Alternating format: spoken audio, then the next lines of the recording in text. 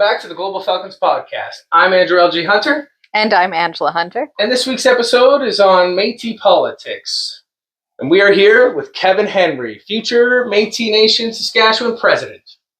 Thanks for having me. It's great to be here. It's an honor just to be invited to the show and discuss some of these issues with you. I love that. Yeah. I love that. And on that note, we will be talking about our platforms, Citizenship Registry, audits, Section 35 court, budget, and MNLA meetings. So on that note, we'll get started. Yeah, that's going to be a lot. Yeah, quite a bit. We're going to break this up into sections, though, and then let's roll into it. So, platforms. Why don't we start with you, Kevin, as you're the guest? Okay, well, pretty much my platform is based on, I want to bring a different style of governance to Métis Nation of Saskatchewan. I really think it's a time for change. I've seen the evolution or the de-evolution of governance in this province for almost 8 years now. And for all the good things that have happened here, I think there's lots of room for improvement. But the biggest thing I noticed that what's happening in this province is I don't like the feel of where it's going. And on my platform, I really want to bring back accountability, transparency. I want to have truth, right? I want to bring all the things that I feel we don't really have right now. And even people's abilities to even talk about issues. I feel we're in tue much of an authoritative state here right now, right? The muzzle has been set on a lot of people. Yeah, a little bit, yes. Yeah. So, and when look at the issues of my platform, we can talk about the budget, or we can talk about this, that, but one of the key issues I feel is we talk about truth and reconciliation, but I feel we will never get to truth and reconciliation until we have exoneration of our people that fought in that real rebellion. That's a big keynote and sort of that's sort of my aggressive way of trying to bring change to this governance, because unless we exonerate the people that were in the real rebellion, I don't feel we're going to ever really get any true reconciliation. And I don't like seeing how if you look at the lineage of all these families, and I had 7 members in that battle, actually a few more, 9, and my great grandfather Donald Ross. I used to go to Vitosh when I was a kid, like many others. When you're in grade 3, 4, whenever they do that, and there's a picture in the building when you go in there right in the tourist site, and it was of a real rebellion. I think they called them savages even back then. That was my great grandfather in that picture on display for people to see. And what happened was, during the final battle, he was one of the better soldiers of Real's resistance, and they actually cornered him into his foxhole. And instead of shooting him because he had killed a few RCMP officers and he was deemed a good soldier, they just literally bayoneted him right to death. They stabbed him to death. And then they pulled his body out and took a picture of it for like a display. No. And that's the picture that's in. That was in the Batoche Tourist Center. So for myself, it's a real personal issue. Then I look at all my other family members that were charged with treason, 7 of them specifically. And I look at our family, like our bloodlines, and you could almost go backwards from generation to generation to generation to the 1800s. And there's been problem with governance and problem with addictions and problem with just overall, how can I put it? Overall, just bad things happening to our family. And I'm not saying that it's completely generational trauma, but people have choices. But when you have the deck stacked against you, I think that there's real truth to that, right? So for myself personally, I see that, and what bothers me the most is seeing Chief Poundmaker being exonerated in 2019. The Prime Minister Justin Trudeau comes into Battleford, into their reserve there, and over by Cut Knife, and they exonerate him, and no Métis were ever exonerated. And then during the news clip, they show they fought these savages, and it showed 5 First Nations people in their war attire, and that wasn't at all who was fighting in Batoche. So for myself, that's a real personal aspect to what I think needs to happen here. obviously one of the other big issues is just the way governance is run. You know, like I'm really against dictatorships. I'm against this authoritarian style. I've had a chance to watch multiple PMCs, the MNLA, and I got to tell you, and it's become all about identity politics. It's become all about ego in those meetings that nothing's getting done. Self-interest. Yeah, just self-interest. I mean, I watched the last 3 PMCs. They argued about harassment. Well, okay, but we have harassment laws in place under our labor code of standards. But yet we had to go on top of that. We had to go add this one because what was happening, and then they never actually got it done anyways. So that's a tactic. It's a tactic, and I'm pretty sure these ladies are still running. Yeah. You know, so I mean, didn't quite work out the way they wanted it to. Yeah. And good for you, ladies, if you're watching. Congratulations on still being able to run. Yeah. But I just feel that we really need to take a step back as a people, and there has to be some real attention to detail given there, and even. I think we'll get into the budget, but especially with the budget. Yeah, and I know we can talk about the money. We can talk about, and we'll get to that. We talk about how we feel about the budget and where we see things are at there. But I until we actually have some form of cohesiveness within the PMC, some form of cohesiveness with the MNLA, even just people generally getting along. I come from a governance style in Vancouver where that's foreign to me. Like, people generally get along, they have respect, we follow protocol. Sure, people have opinions. Sure, people argue about issues, but it's argued it's argued in a respectful way.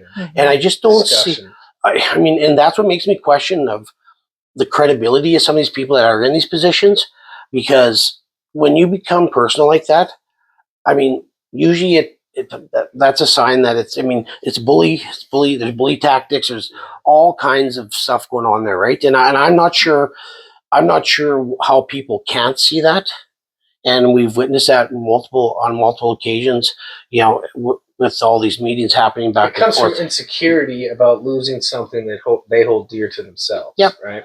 And you got to question, what could that be? Right? Yep. What are they so scared of? You know. I hear that.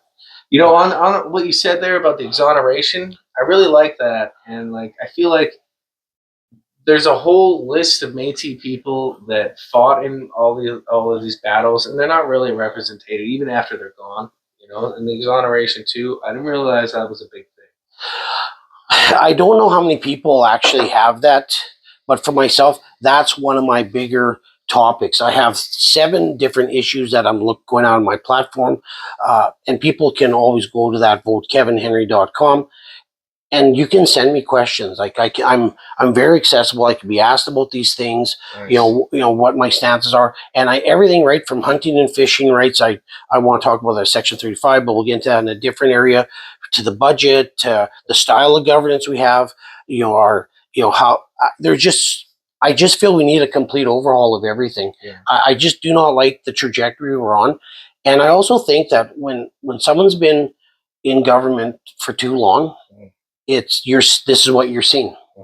And we have multiple people that are in the executive, that are, in PMC or whatnot. I mean, 2 terms. I mean, I'm a firm believer in that. 2 terms, because when you go a little over 2 terms, I mean, that's when people start going on power trips, and we're seeing all the aspects of that coming out right now, and we saw it in that last meeting that they had. But we'll talk about the MNLA later. Yeah, good point. All right, well, so that's your platform, and I love it. And I think with you at the helm, I think our nation's going to go in a better direction than it is right now. Yeah, which I love.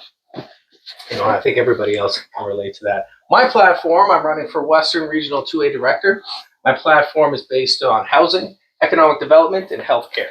3 things that I hold very dear to my heart, and 3 things that I think, are lacking in our nation.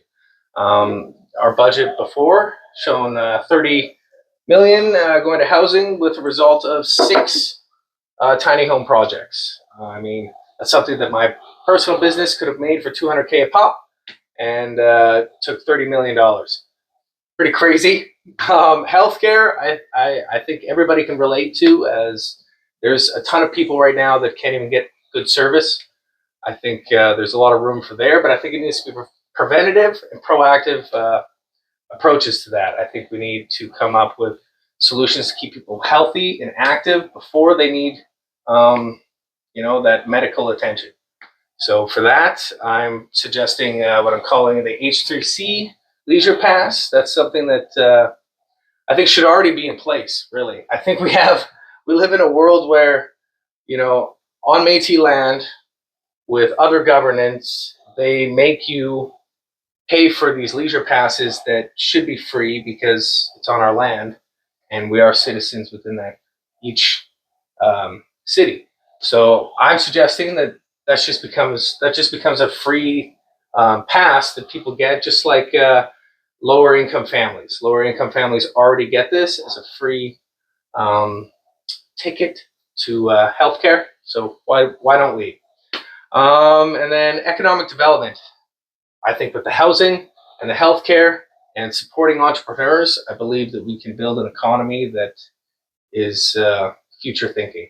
And I think you want to know more, I'll probably talk about it during the podcast, but I also suggest you come out to the forum, and if whatever region you're in, go check out every forum you can and get to know your candidates, both at the executive level and at, what would you call that, the smaller level? Local level, Local. regional, local level. Yeah, love that. Yeah, I have to say, I'm really impressed with the healthcare that you're bringing about with that. I mean, when you look at the budget with healthcare, and even from last year to this year, and they've gone from roughly 1.8, 2.1 million to 10 million.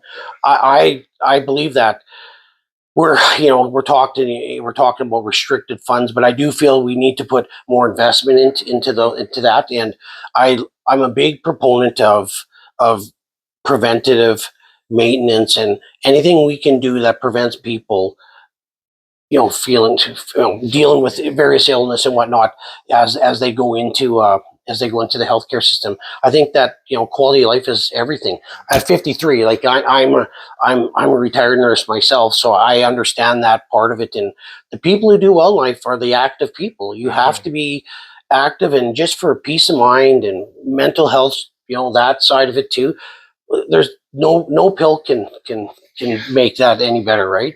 It's you get out there, you get a sweat going, you feel good about yourself. Yeah, there's nothing better. Even myself, and I've gone through some serious health situations. Mental, yeah, it hits them all. Yep, yeah, and and if you look at the recovery, if you're in a non-life-threatening recovery and you're requiring physio, any of the outline services that can add a lot of cost to people. Yeah, on that topic, I personally have had to pay thousands and thousands of dollars to recover myself without the help of even SGI was supposed to help me all the way through, and hasn't. I know that you have had to deal with your own your own healthcare too, and that's sickening to hear, because there's a whole call to action for Métis people to have a better quality of healthcare, and we're just not seeing it. Why is that? Well, I think the key there is, and I think you're on the right path, and I really like that initiative. I think that's the way is, let's get ahead of things. Let's empower people. I think that's the key there. Let's empower our citizens, even in a healthcare aspect, and get people active, get them out there. And does it mean it's going to make a difference for everyone? Well, yeah, that can. Even just feeling better. Yeah. You don't have to look like an athlete at whatever age you're at, but even if the fact that you look better, and if we have high, just because with Métis people we have a higher rate of diabetes and whatnot, that stuff all helps. That definitely helps with that. Even if it just helps a bit, but quality of life improves, that's a win. Yeah, let's say only 40% even use the program I'm suggesting. Well, that 40% knows the other 60%, and they're going to either talk about it or just feeling better and sounding better and looking better. That's going to rub off onto the other 60%. So eventually it's going to help 100% of the people, as long as we get to at least 40% of them. Yep. Some numbers for you. And you know, I want to add on to there, like just to add on, even with the platforms, right? So what I like about what you're saying is that goes into what was also on my platform. And I kind of want to make sure I touch on that is developing capacity. I do believe we need to move from a centralized approach to an outward approach, and we build that capacity where we actually make sure we're having funds get to the regionals, to the locals, and people can access these programs like you're saying.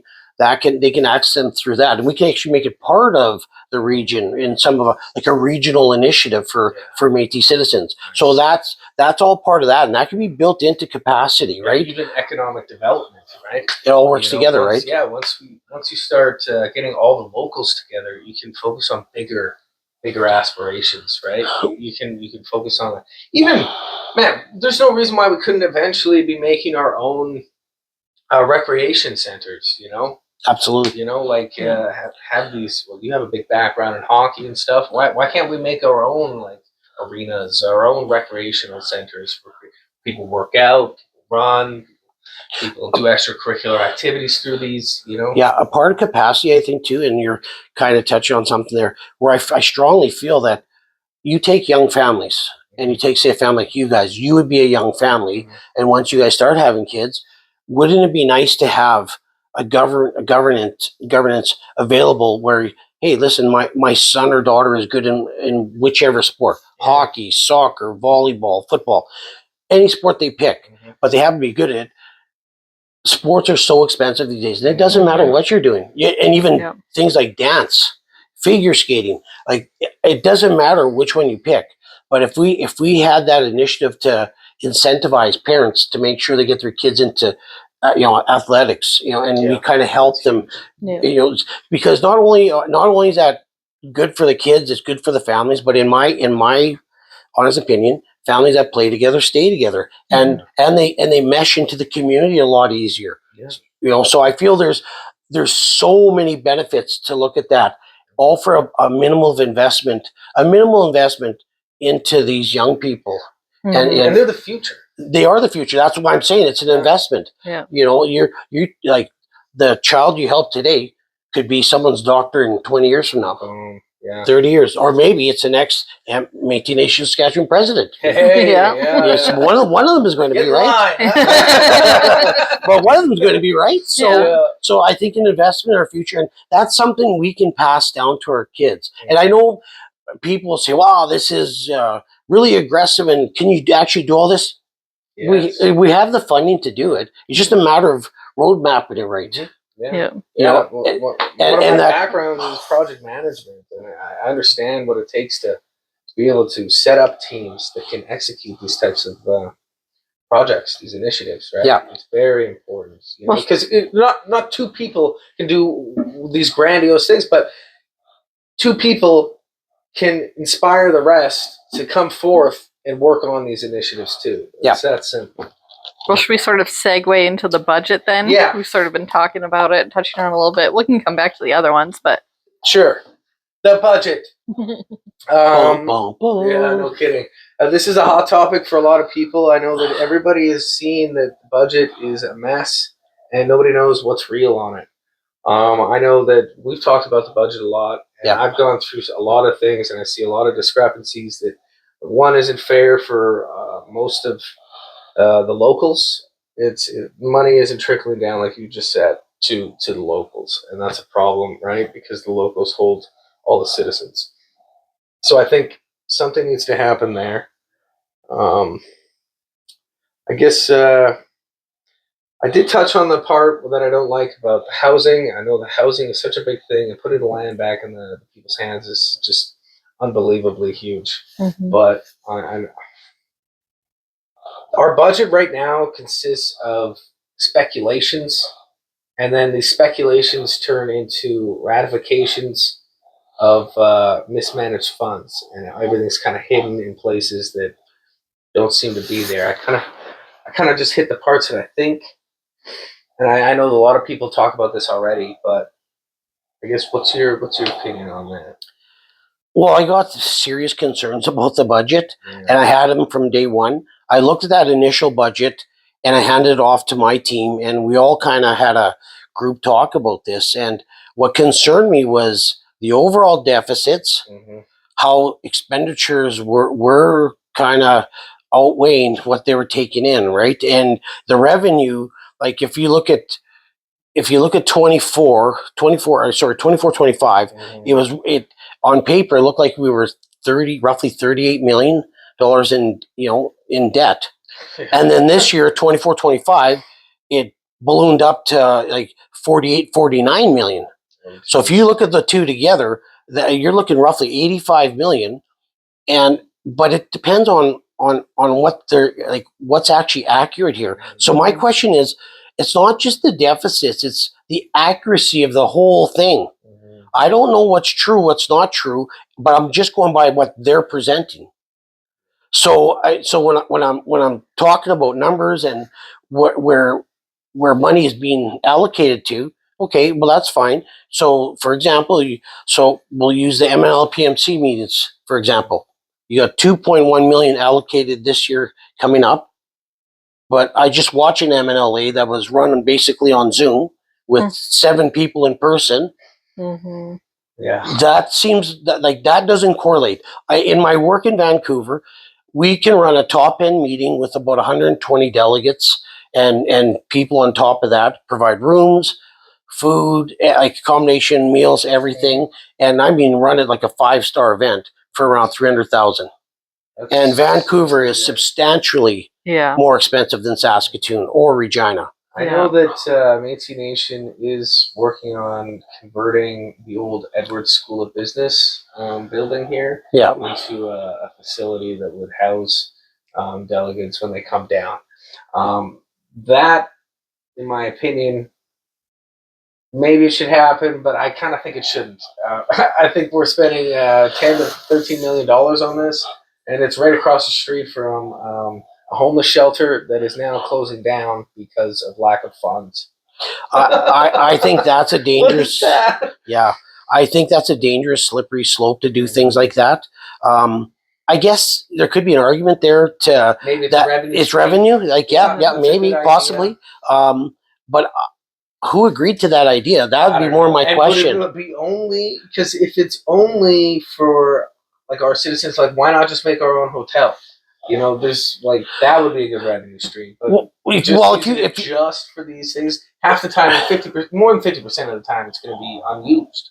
Right? If you look at governance across Canada, whether it's MNS, MMF, MNA, BC, whatever, and even within the provincial and federal governments, they would just simply get them a hotel. Yeah, like that's just the standard. I appreciate the fact that if they want to try to do something that's cost effective, I give them credit for that, right? I mean, I give them credit for that, but does it make more sense just to provide a room for $140 or $160 or $200 a night versus investing who knows how much, like $13 million to this building? Yeah, I looked at the plans for that for my business, and I turned it down because it doesn't jive with my mission, my what would you call that? Your mission statement, when I see homeless people on the street and they're like, hey, let's invest, $10, $13 million into something that's going to be unused more than half of the year. Well, that's a problem. Right? And I'd rather spend my time doing something else. Yeah, I think the big thing is once I get in as president, the big thing is I would be bringing a team on board, and I would actually take the first 3 months and just go through everything and find out what do we actually have? What is our cash, like what's our actual cash position right now? Because I'm not convinced we can cash manage that kind of debt. I love the fact that we're on the road to self-governance, but we're still essentially a non-profit organization. And not saying you can't run deficits, but it's not the accepted norm to run that kind of deficit. That's a huge deficit. So what I worry about is optically they're putting out that we're self-governance, and I'm okay with that because of course I'm an MNS citizen, but from my experience and the reality side of it, I don't think that's good business. And I don't think that's good governance, because you're creating a false narrative that for the next person who is in office, what are you actually walking into? Yeah. You know, so I think taking that first You could be 3 walking in months, without your feet to begin with. kind of, yes. So I think on that note, the plan would be take the first 3 months, just really go through everything, come up with a newly formed strategic plan. Mhm. Do not have any disruption to any of the programming, and just at the end of 3 months, you release a true strategic plan. And I think it's really important, because not only is it important for sustainability, but we need the right people in place to as we approach a new agreement, national agreement with the Métis Accord. And if we don't have the right people in place, it's not. I mean, we're not, because right now we don't even have a seat at the table of that argument. Yeah. For all, Yeah, and I think I like what you said about releasing, the plan after 3 months, like sitting down, really getting it, and then releasing it, to the public to see what you all think. Right? It's important. It's not just a circular table of people deciding your fate. It's you. Right? Absolutely, right. And I think what needs to be said too is we're saying these things with coming from it as Métis citizens, right? Like I've worked almost 5 years with governance. I worked during the COVID relief strategies with Sherry and Prince Albert Western Region 2. That must have been stressful. Oh, that certainly was. That was tough for everybody. Yeah. Because there was so much uncertainty with all of us, right? With the world in general. Yeah. And then we'd done well there, and then I got offered to go to BC and run their COVID strategies. And then out of that, what happened was I started, when I was talking to people, I used it as a way to start doing data collection. Nice. And we had 350 families that applied over 2 or 3 intakes. So I just took stats and asked questions, and that's how we came about with our healthcare department there. Well, Because we didn't have a choice. So then what happened was I went to a subcommittee meeting with the BC government, and they approved us, and we got the program going to today, and we're at a point now where our economic development money is actually covering that specific program. So it's not even government funded anymore. that's amazing. Yeah. Yeah.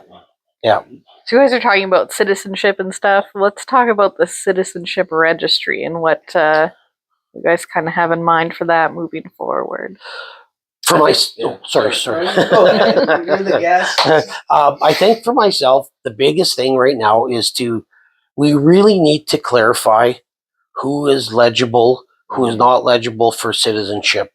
I don't like the trajectory we're on with citizenship.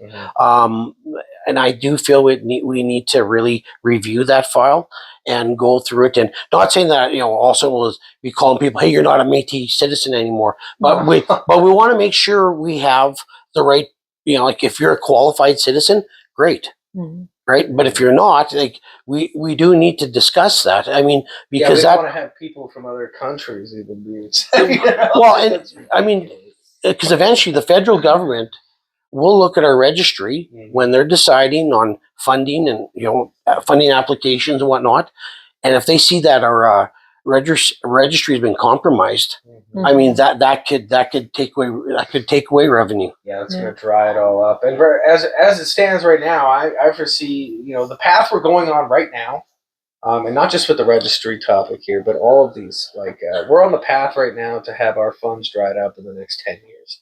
Like if we don't actually put things forward that is going to create a governance that stands on its own, like it's not going to continue on as free handouts. Well, that's why that goes back to what we were talking about even on the platform, where I think we need to really focus on like changing everything, and we need to focus on economic development. Like we really need economic development, because we got to find a way to get engaged with industry, create revenue streams, create jobs for our citizens. It all works together, and the more power we have that way, it'll empower Métis Nation Saskatchewan to have more power federally, because we're becoming independent. We're showing signs of true self-governance because we can actually function on our own and we actually can fund some of our own programs. That's the path. Like that's another way that's going to be very powerful for the people who make those decisions in Ottawa. Yeah. And with citizenship too, I think lots of people don't vote right now, and that's a huge problem. I think, what was the numbers? I did the stats. I did the stats of it. The stats were really interesting because my background, I've scouted in hockey for a long time. I've coached in hockey, but I'm really big on analytics. Yeah. And to me, people's opinions, they can tell you whatever they want to tell you, but numbers never lie. I love that. Numbers never lie. You look at the stats, and roughly we're at 39% of engagement in voting out of I did a small little. That's not even 50-50. No, we're 50% of the people I talk to, like they come, they apply for citizenship, they go to school, start having families, and they move on. Yeah, they feel like they want nothing to do with it. And they feel like this is out of their control and in somebody else's hands. And I want you to know that your vote, your voice, all matters. And it's the only thing that has gotten the governance to where it is, and it's the only thing that's going to build it in the future. So it's important that you come out, especially this election. This one is kind of one of those ones that it's hanging on a seesaw right now. It can go either way, and the difference will be your vote.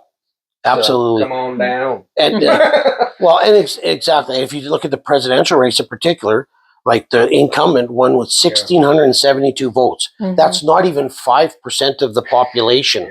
Yeah. Like so we do not have voter engagement. When the president is winning with such low votes, and it's not low, it's not that it's not a lot of votes, but compared to our population density, that's very low. Yeah. And we just have people that are just very apathetic towards it.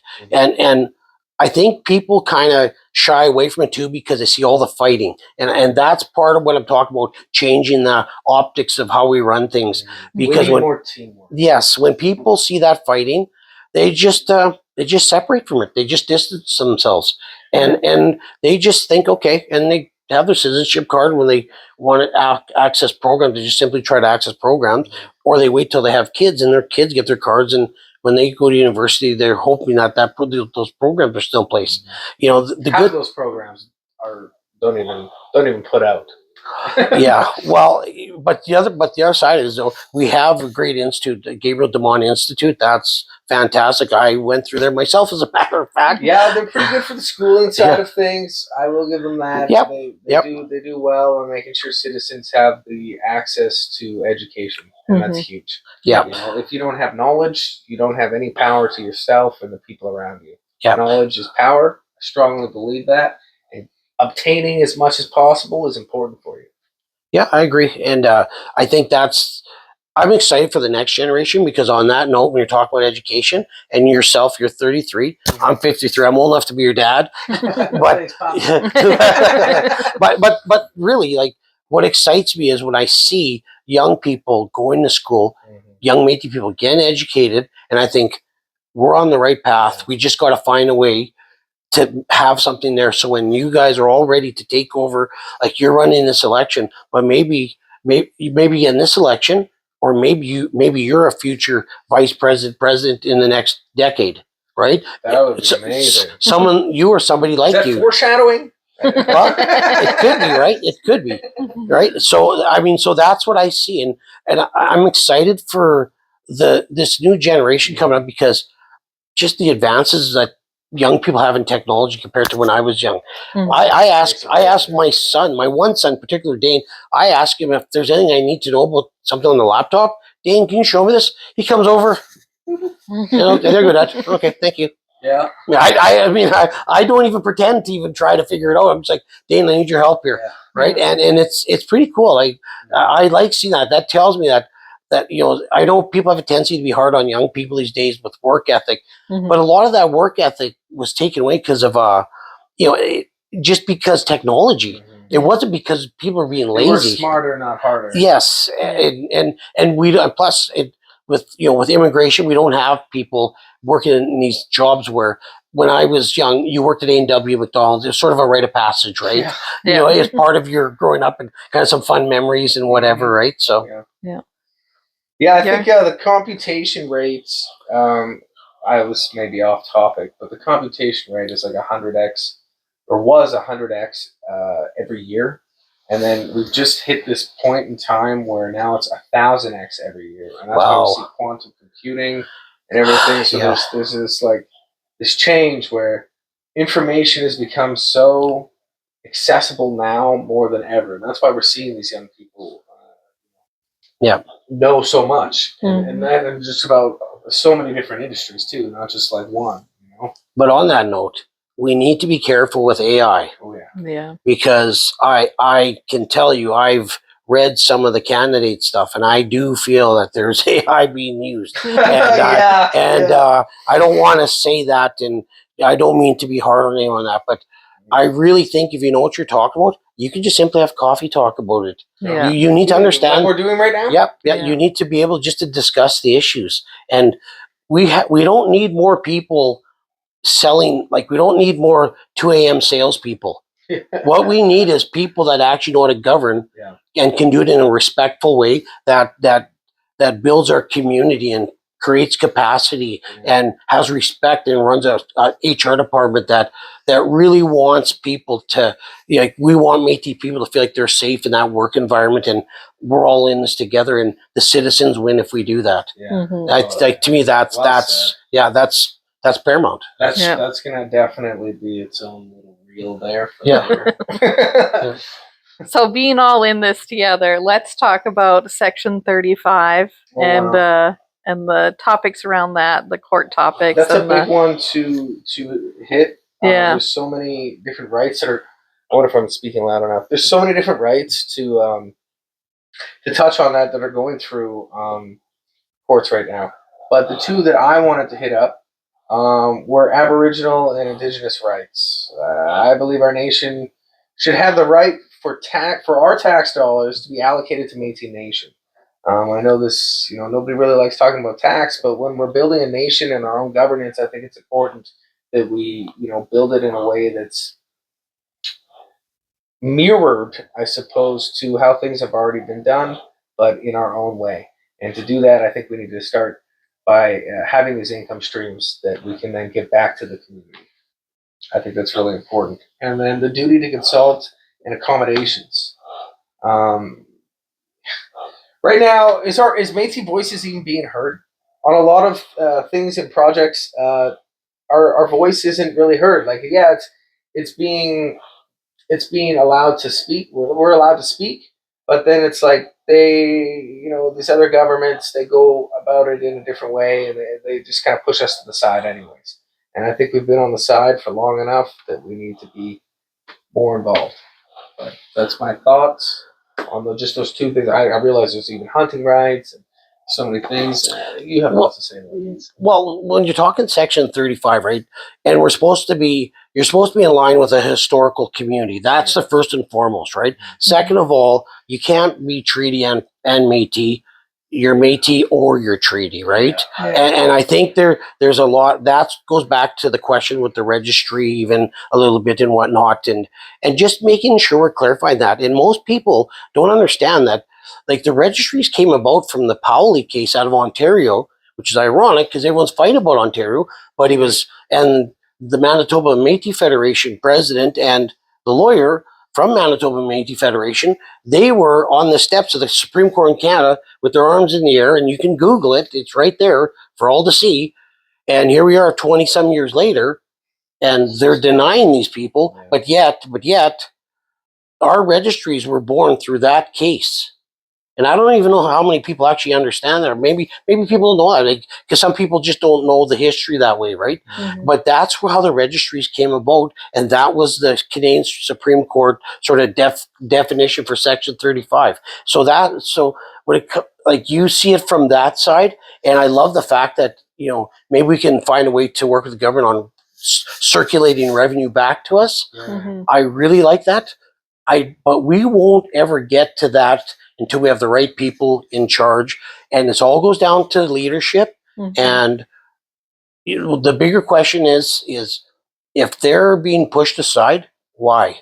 Yeah. Why are they not being listened to? That's right. That's the real question here. Yeah. And I think what in my mind, what it says is that they don't feel they're the right people to deal with.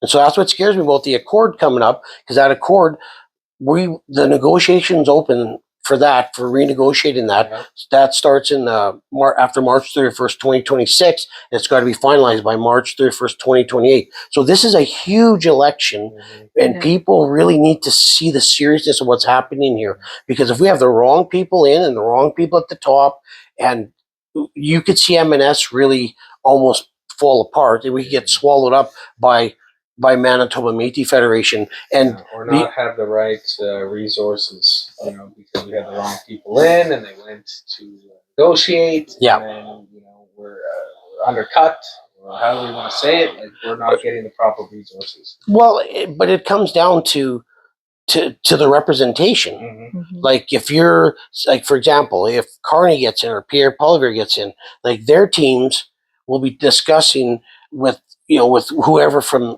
Métis Nation Saskatchewan, but in reality, they're not going to want to talk just with federal government. Won't have time to deal with province by province by province by province. They're going to want to do that accord, and they'll include us in the accord. That's why it's important to have the right people in place. If you do not have the right person at the top, someone that can work with the people in Ottawa, I see this could be tough. This could be tough for our citizens, and that's the last thing we all want, right? I mean, at the end of the day, whether I become president or don't become president, I'm still a Métis citizen here. Mm-hmm. So I want to see it succeed regardless of that. I just feel I'm the best candidate for that job. I think so too. Just because, and I just have the confidence that what I know, but what I don't know, I'm going to surround myself with the experts to make sure I get the best opinion. So I do know. I love that. Yeah. Right? Not a dictatorship, right? No, I'm all about collaboration. I think of my nursing past, and then I left nursing when I got sick, and I had a tumor scare in 2015, 2016. Then I had another tumor scare last year. Wow. So I've gone through it twice. Yes, yes. Man. But I had great care. And I got through it, and my health is back. But I think of my nursing past. I think of, I worked with people. It was very collaborative and interdisciplinary, like doctors, like even on the morning rounds, the team of doctors would come around. You'd see a social worker, physiotherapist, nutritionist, the charge nurse. They'd all come talk to your patients. Everybody had an equal say. Everyone offered an opinion about what they thought, what's the best route of treatment. And for the most part, they usually agreed anyways, because they sort of had talked before they got there. But it's just the idea. I like that approach, to that collaborative, interdisciplinary approach, because I might see things differently than someone, but it doesn't mean I'm always right. Mm-hmm. If I'm wrong, I want to know why I'm wrong, and I'm going to go, okay, that makes sense. Yeah, let's do that. Like you have to, if you're going to take a job like this and give back to your community this way, you have to be humble enough. You got to be willing to drop your ego for the betterment of people. If you don't do that, you'll never get anywhere in Ottawa. The fact that you see that is a big asset to the people. I'm pretty sure the people right now, it's more like a dictatorship. The people that are in charge right now.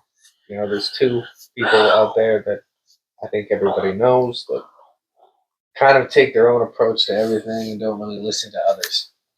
I think it's important that we have somebody just like Kevin here that can take that, Yep, and I love that.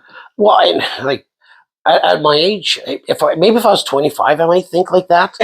Still, because at 25, you're the best looking guy, toughest guy. You got the biggest arms in the gym guy. My son just started out. Oh my gosh! Yes. He's 15 now. He puffs out his chest every so often. I shouldn't have to do that.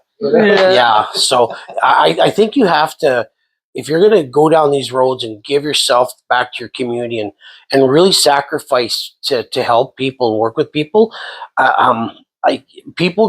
you just have to realize this isn't a position of power. You have power, but it's a little bit illusion of power. You got to be willing to empower the people around you.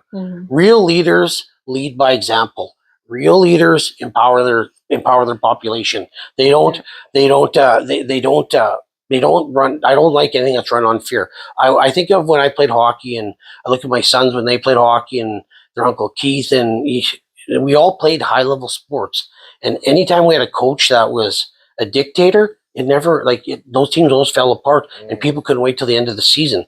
Now, in this case, if you have a dictatorship happening with M&S, how long does that 4 years feel like? And we have saw the spin-offs of that. We have saw the people that are emotionally damaged, that are fighting, and they're fighting to maintain their jobs and whatnot. Voices, right? Yeah, it's really really sad seeing that. That part I can't, that has to be acknowledged, because there's been some real serious stuff happening here, and people can point fingers back and forth at each other, but from my experience and even from my background, it all starts with poor leadership. Yeah. I mean, there's just no way to sugarcoat that. Yeah. So. Well, we always end the podcast with, would you like to leave the listeners with one piece of advice? And so what would that be for you? Good point. We did hit all of our topics. We did. So I think if I could leave the listeners and the viewers with something, is that really take the time, look at my platform, understand what I'm talking about. I'm always available for questions, and yes, I will answer my text messages. The other thing is, with calls, I usually wait till people leave a message, because half the time I get calls from some place that it's silly spam calls, and I know most people are just that way nowadays, where they do that. So I think the big thing is take the time, get to know me. I'm not necessarily I don't think I'm the smartest guy. I don't think I'm the best guy. I just know I'm the candidate everybody needs, and I think it's as simple as that. People we talk about lineage, and we talk about all this stuff, and the generational trauma, and I can talk about capacity and bringing in a team, but I want to change that environment, because I believe strongly that we need to get away from that sort of welfare mentality that we've developed, where we have 99% of our revenues coming from the government. And we're just sitting there waiting for handouts. Mm-hmm. I don't think that's going to make for long-term success. I think we need to really bump up economic development. We need to get our young people trained. We need to worry. Our elders need coverage with Medicare. I like the idea of bringing in, to fish off what you said about the health, on your healthcare stuff. I do think we need to look at coverage for people, if it's at Sun Life or Manulife. We need to make sure people are covered. We're entering a really serious time, where food security is a serious issue. Yeah. My work in Vancouver is extremely sensitive and serious at times, and I'm on the phone with people that their loved one just passed away, and these are Métis people. And the most common problem I see in there, and I'm seeing it here too, is food security, cost of living. Malnourishment that comes from that. And that can create a lot of spin-off issues in families, when everyone's hungry and broke. That's a scary. A lot of ailments come up. Yeah, and it's scary, right? So I think the big thing for me is for the listeners and the viewers is just take the time, get to know me. I have a really strong belief, and I have a really strong platform. I think I would be easily the best candidate that could work with everybody, because when I had my interview with the news last week, it's kind of the same thing. If I get in, everybody wins. Yeah. Mm-hmm. Because I will make sure things are done right, and people know exactly what's going on, and there won't be this question of, okay, we've released 3 budgets, we've ratified this, now we're on our 4th financial person, the financial manager or whatever that is there, from the financing department. It's there's been 4 of those people in 12 months. Mm-hmm. So there's so many red flags with that alone, let alone what the numbers say on the budget. I know. And I just have a lot of questions in general about all that stuff. So I appreciate the opportunity coming on here. It's been great. Yeah. It's been a nice little coffee talk session. I love it. Yeah, Métis people. That's what we're good at, right? Yeah. Yeah, we like to have our coffee talk, and I'm sure half the conversations I have as the campaigns ramp up and I go to the forums, I know there'll be a lot of spin-offs of people having these kind of conversations Yeah, with people. Sure. So But I'm we're looking the first. Yeah. I think I agree with you, man. I think it's going to be a long road of hard work ahead of us. Especially if we both get in, I know that we can make a real difference where the citizens, the power is put back into your hands, and that's why I believe my 3 platform topics there: the housing, economic development, and healthcare, are so important, and I believe I can make a real difference there. So WR2A. Vote me, Andrew L.G. Hunter, for your next regional director, and I promise to hit those home for us. So, thank you, Kevin, for coming. Yep. You have my endorsement, by the way. I can tell you're going to be the man. Yep. Thank you, Mr. Thank you. President. Thank you. All right, and this has been the Global Falcons podcast. We'll see you next week.